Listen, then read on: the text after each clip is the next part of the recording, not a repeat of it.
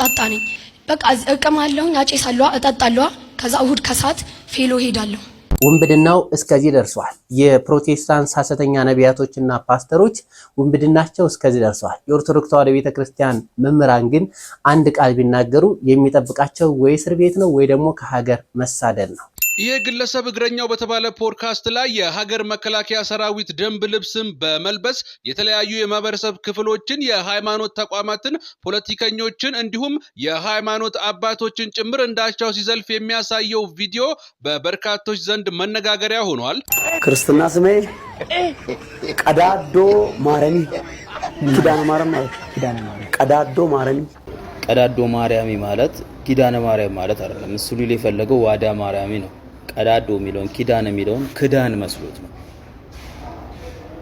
መምራኖቻችን ይሳደዳሉ እንደነ ዮናታን አክሊሉ ያሉት ደግሞ በሀገራችን በኦርቶዶክሳውያን ገንዘብ ሳይቀር እየተረዳው ነው እዚህ የደረስኩት በማለት እያሽሟጠጡ በሌላ በኩል ደግሞ ይህንን መልእክት ያስተላልፋሉ ስለሱም እንመለከታለን እያንዳንዱ መዋቅር በኢትዮጵያ ምድር ተጽዕኖ ፈጣሪ ወጣቶች ይነሳሉ ትንቢት እናገራለሁ ለሚቀጥለው 100 ዓመት የኢትዮጵያ ጠቅላይ ሚኒስትሮች ፕሮቴስታንቶች በኢየሱስ ስም እንዲሆኑ ጸለይኩኝ እንዲህ አይናውጥቼ እኔ ስማ እኔ አያ እሺ ብላ እኔ መግሪ የቅባት እምነት ማንነትስ ምንድነው እስካሁን በኦርቶዶክስ ስር ተደብቀው ውስጥ ለውስጥ እምነታቸውን ያስፋፉ ቆይተዋል አሁን ደግሞ በግልጽ ጳጳስ እስከ መሾም ደርሰዋል ታዲያ ይህ እስከ መቼ ዝም ይባላል ስለሱም እንመለከታለን ኦርቶዶክሳውያን መምህራኖቻችን ይሳደዳሉ አሁን ደግሞ ዳዊት ባለማተው የሚባል ግለሰብ ያዙ ይልቀቁ ማለት ጀምሯል እና ጌታችን መድኃኒታችን ኢየሱስ ክርስቶስ አምላክ አይደለም ፍጡር ነው ያልከኝ ነው ክርስቶስን ፍጡር ይሉታል አዎ እንለዋለን አስርግጬ እነግራለሁ በጌታዬ በኢየሱስ ክርስቶስ ከመጣ ዛሬ ሐዋርያው ጴጥሮስና ዛሬ ሐዋርያው ቅዱስ ጴጥሮስና ቅዱስ ጳውሎስ ሰማዕትነትን የተቀበሉበት ዕለተ ቀን ነው በዛሬው ዕለት ሐምሌ 5 ቀን በሮም አደባባይ አንገቱን በሰይፍ ተቀልቶ ለሰማዕትነት የበቃ በሃይማኖቱ ምክንያት ለሰማዕትነት የበቃ ታላቅ ሐዋርያ ነውና ቅዱስ ጳውሎስ ቅዱስ ጴጥሮስ ዛሬ ቅዱስ ጴጥሮስ በስቅላት ቅዱስ ጳውሎስ በሰይፍ በመከለል ይህን ዓለም ድካም ጻማ ህማም የተሰናበቱበት ዕለት ነው ሰላም ውድ ኦርቶዶክሳውያን እንደምን አላችሁ ሁላችሁንም በያላችሁበት ሀገርና ሰዓት አቆጣጠር ሰላም ብያለሁ ሰላምታዬ ይድረስልኝ እንኳን ለሐዋርያት ጾም ፍጻሜ እንዲሁም ደግሞ ለቅዱስ ጴጥሮስና ቅዱስ ጳውሎስ የሰማዕትነት መታሰቢያ ዓመታዊ ክብረ በዓል አደረሳችሁ አደረሰን ይህ ቪዲዮ ከደረሳችሁ ቪዲዮውን ላይክ ሰብስክራይብ በማድረግ ለተወዳጅ ኦርቶዶክሳዊ እህት ወንድሞቻችን አድርሱት ቀጥታ ወደ ቪዲዮቹ እንሄዳለን ኦርቶዶክሳውያን አንድ መረጃ ልጠቁማችሁ ማህበረ ቅዱሳን ሰሞኑን በሚሰራቸው ዶክመንታሪዎች በርካቶችን እያስተማረ ይገኛል የገዳም አባቶች መነኮሳትን በግብጽ በመውሰድ በግብጽ ያለውን የገዳም ስነ ስርዓት በማስጎብኘት በርካታ ገዳማውያን አባቶቻችን በርካታ ነገሮችን እንዳወቁበትና እንዲሁም በአካል ያንን ገዳም በማያታቸው በህይወታቸው ላይ እንዲሁም በደቀ መዛሙርታቸው ላይ ትልቅ ለውጥ እንደሚያመጣላቸው እየተናገሩ ይገኛሉ ሰሞኑን ደግሞ በቱርክ የመጽሐፍ አባቶችን መጽሐፍ የሚያስተምሩ ሊቃውንትን በስፍራው በመውሰድ እነዛ ታላላቅ ጉባኤያት የተደረጉበትን ቦታ በአካል በማሳየት ድካማቸው እንዲያው ቦታው ላይ ማሳያ የሚሆን ነገር ትንሽ ነገር አለመኖሩና እንዲያው ሰው ብቻውን ቢመጣ ሊያዩ የሚችል ነገር አለመኖሩ በእውነት አንጀት ይቆርጣል የሚባል አባባል ነው በእውነት በጣም እና ሁለት ነገር ነው ያለው በጣም ከባድ ይባል ሐዘን ደግሞ በጣም ትልቅ ደስታ ሁለቱን ነው ያጣው በኢትዮጵያ ኦርቶዶክስ ተዋሕዶ ቤተክርስቲያን የሚገኙ የመጽሐፍ ቅዱስ ታላላቅ አባቶች በዛ ቦታ ላይ እንዲጎበኙና በአይናቸው ያዩትን ደግሞ ለደቀ መዛሙርታቸው እንዲያስተላልፉ በተግባር እያሳየ ይገኛል ይህ ትልቅ ስራ ነው ማህበረ ቅዱሳን እንግዲህ ከአሜሪካ ከሚገኘው ማዕከል ጋር በአንድነት በመስራት በአሜሪካ የሚገኘው ማዕከል በገንዘብ በሎጂስቲክ በመደገፍ እንዲሁም ደግሞ ዋና ማዕከሉ ፕሮጀክቱን በስትራቴጂክ ፕላን አድርጎ በመቅረጽ እነዚህን አባቶች በተግባር ያንን ቦታ እንዲያዩት አድርገዋል።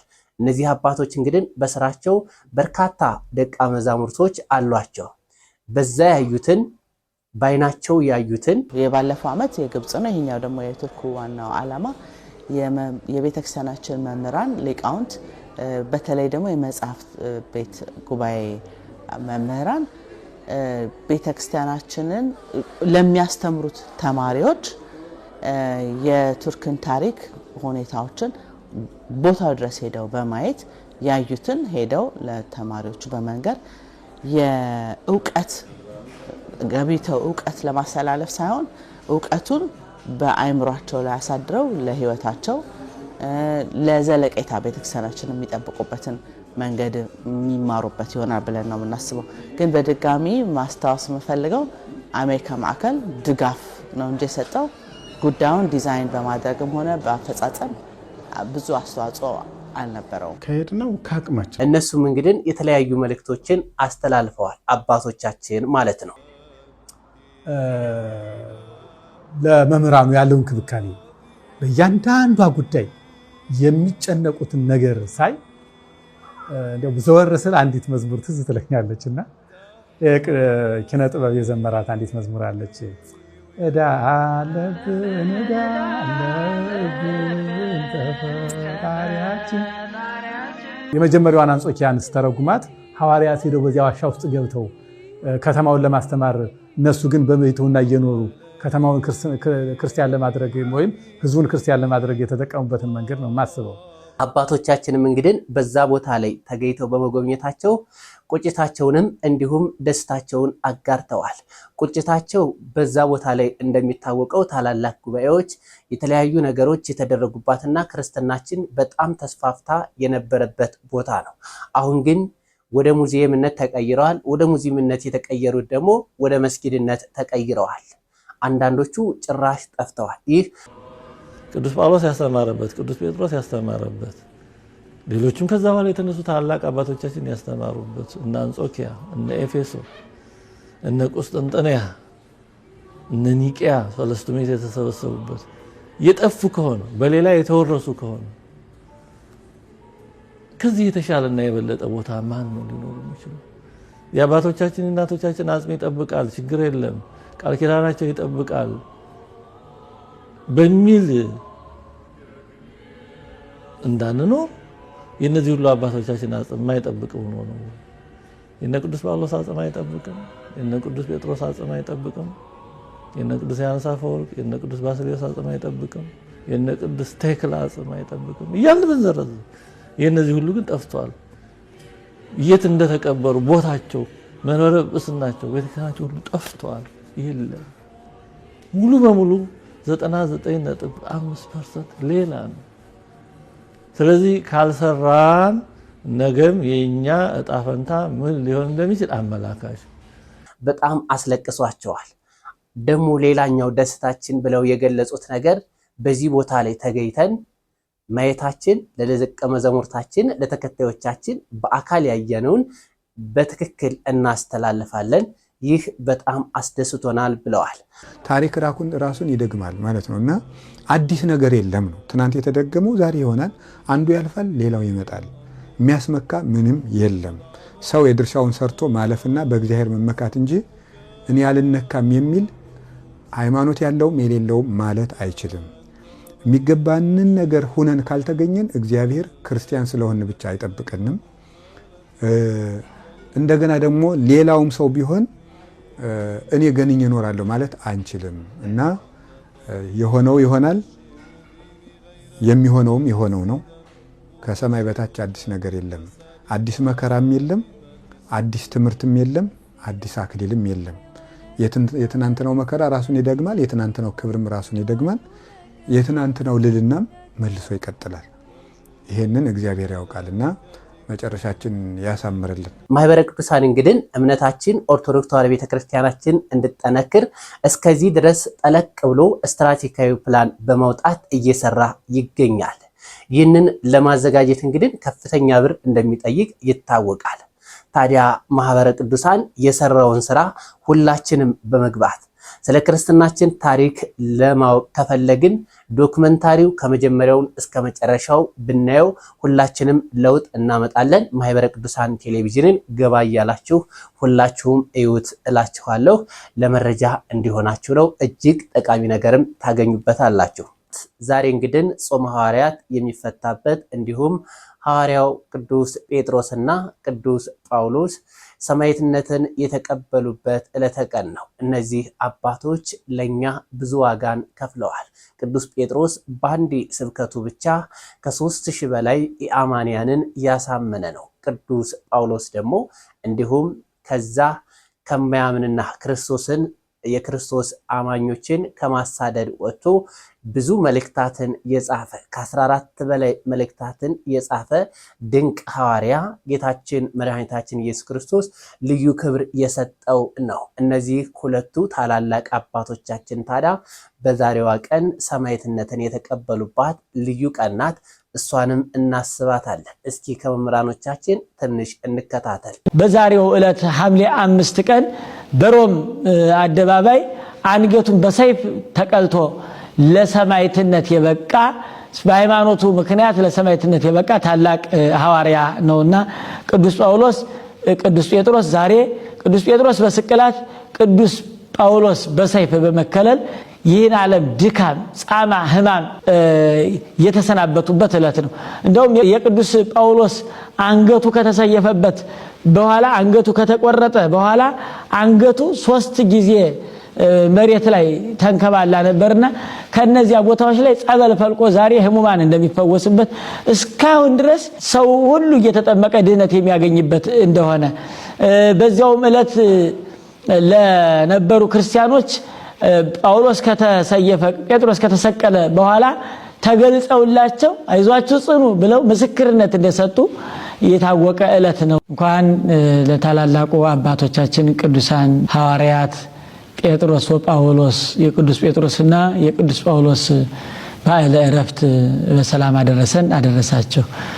በዚሁም አባቶቻችንን የጾሙትን ጾመ ሐዋርያት ጾሞ ለማበረከት ያበቃና አምላካችን እግዚአብሔር በጾም የቆየውን ሕይወታችንን አሁን ደግሞ በሚቀጥለው ጊዜ እንዲሁ በስርዓቱ በጸሎቱ በሰጊዱም በመጽዋቱም ሳንሸራረፍ ይዘነው የመጣነውን የክርስትና ስነ ምግባር ይዘነው እንድንቀጥል አምላካችን እግዚአብሔር ይርዳን።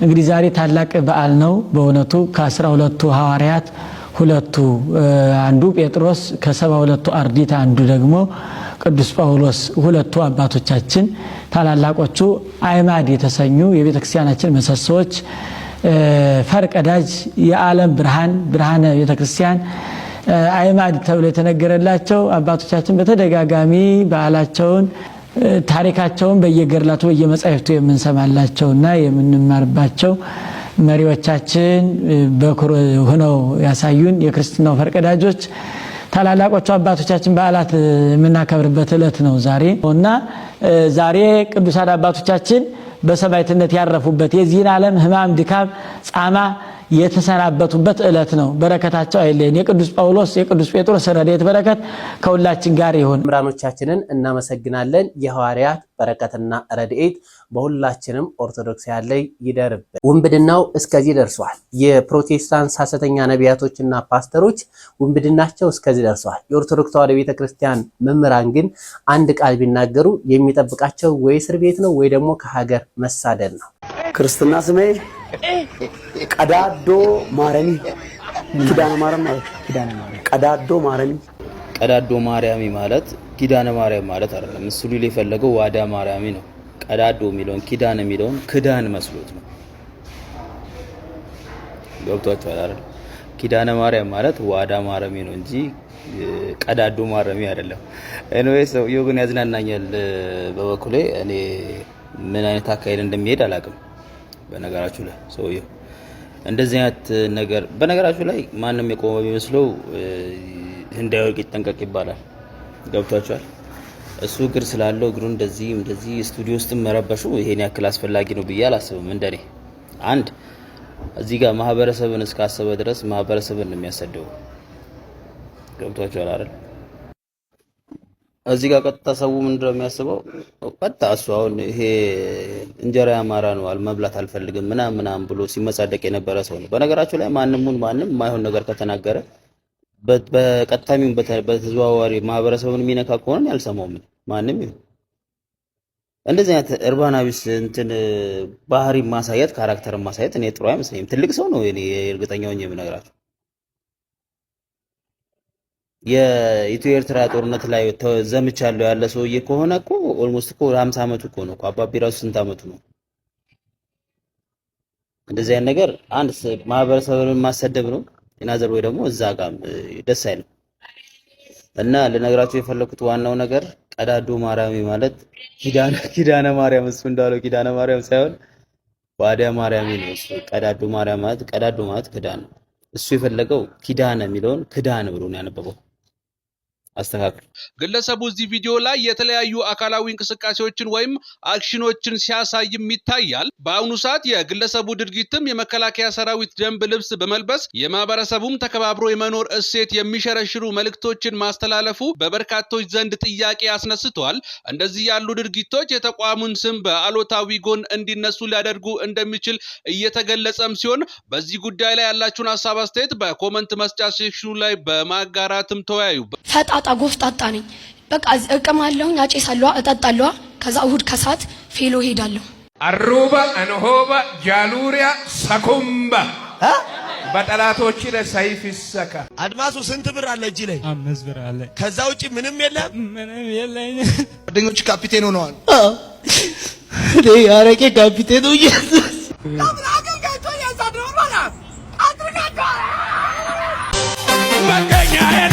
መገኛዬ ላተበቻ ነው ጭፈራዬ። 10 ዓመት በኋላ የኢትዮጵያ ጠቅላይ ሚኒስትር እንድትሆኑ እውነቴን እኮ ነው የምልህ። አማኝ የዚህን ዓለም መዋቅር ከያዘ አቤት በስመ አብ ጉቦ በስመ አብ ወልደ መንፈስ ቅዱስ ዳኛ መሆን አለባችሁ እንጂ ዳኛ መሆን አለባችሁ። ፖለቲከኛ መሆን አለባችሁ።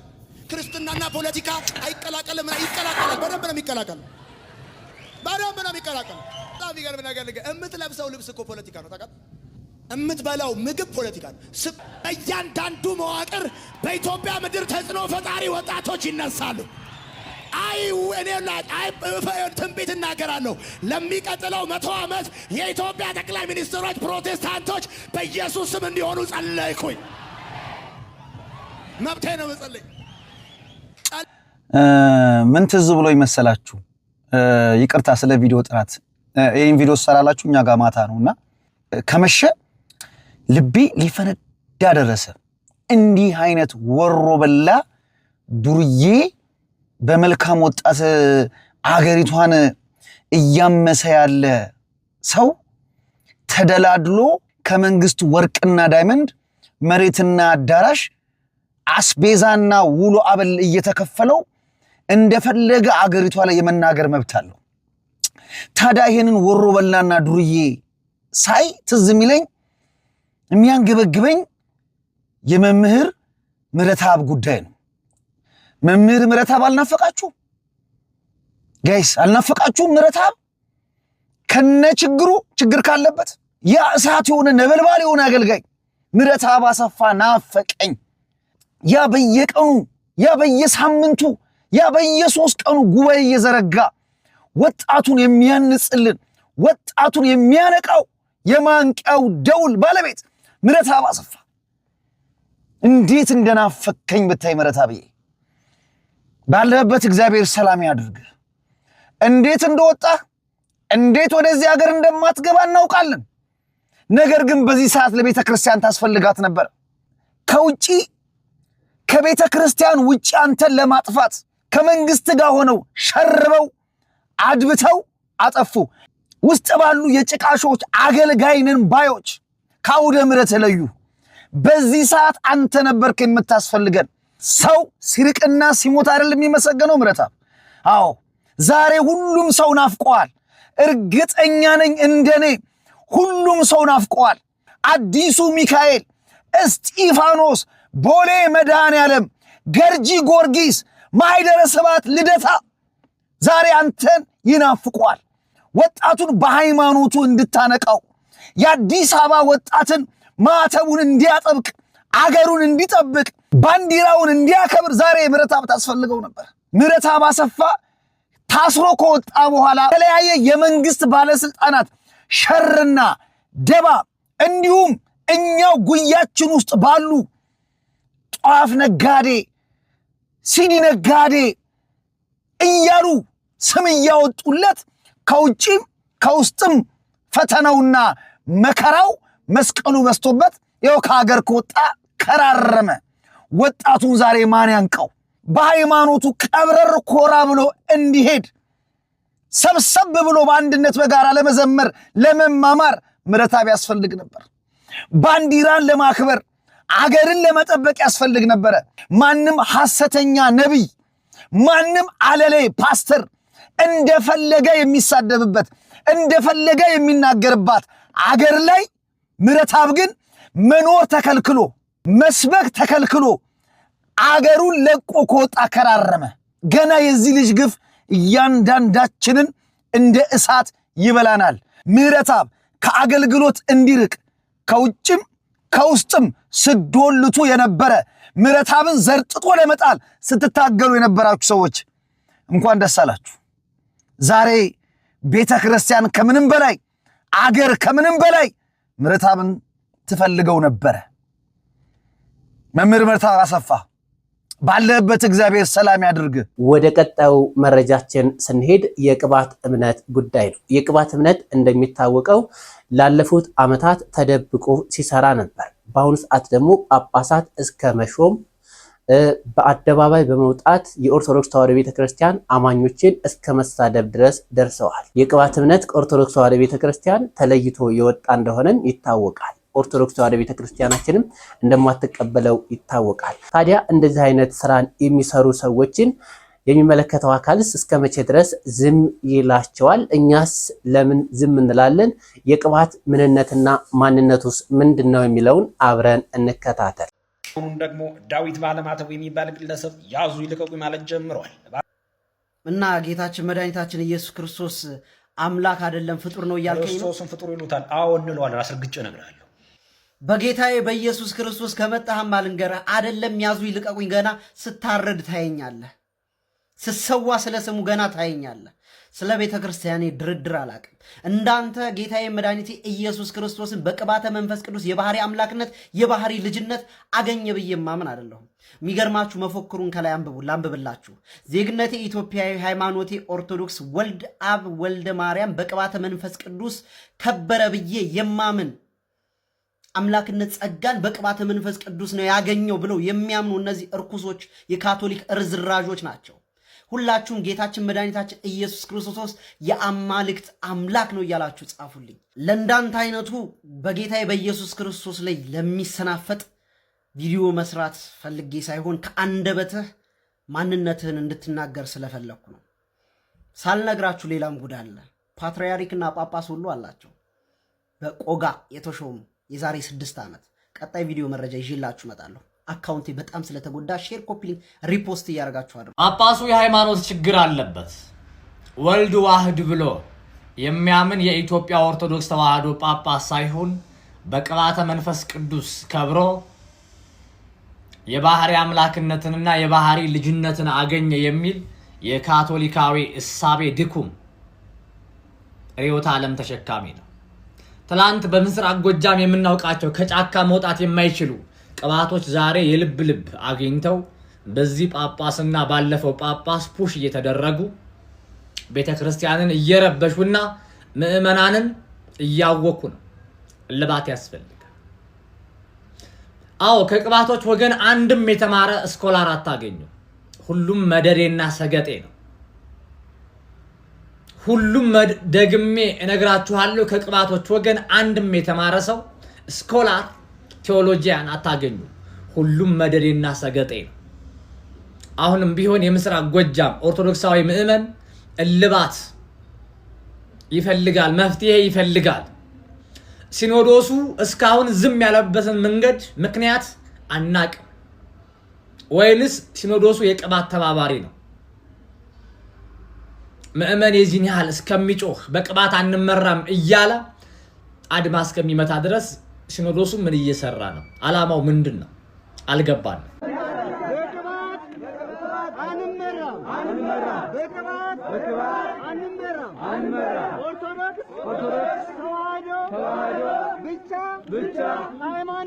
ኦርቶዶክሳውያን ወንድሞቻችንን እናመሰግናለን። ቃለ ሕይወት ያሰማልን። ውድ ኦርቶዶክሳውያን እስከ ሰዓት ድረስ አብራችሁ ለቆያችሁ አመሰግናለሁ። በቀጣይ ቪዲዮ እስከምንገናኝ ድረስ ሰላም ቆዩ።